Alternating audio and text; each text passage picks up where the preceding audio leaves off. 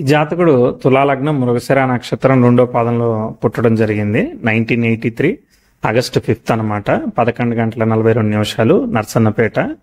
అయితే వివాహం చేసుకున్నప్పుడు aggressive aspects, progressive 10th house natal Uranus కి స్క్వేర్ అయింది, బ్యాడ్ ఆస్పెక్ట్స్ ఫామ్ అయ్యాయి అనమాట.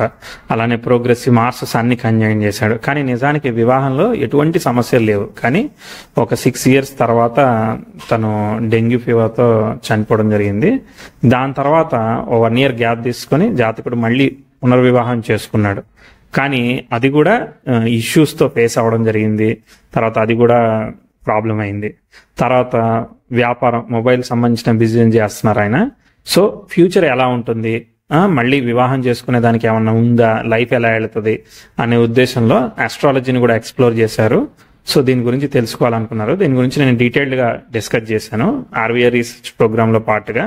మీరు కూడా నాతో మాట్లాడచ్చు ఇదే విధంగా. మీ డీటెయిల్స్ అన్ని షేర్ చేస్తే మీకు ఎక్స్ప్లెయిన్ చేస్తూ ఆ వీడియోని రికార్డ్ చేసి ఆస్ట్రాలజీ కేస్ స్టడీ కోసం అప్లోడ్ చేస్తూ ఉంటాము. మీ డీటెయిల్స్ అన్ని కూడా ఆర్వీఆర్ రీసెర్చ్లో షేర్ చేయొచ్చు. Thank you so much.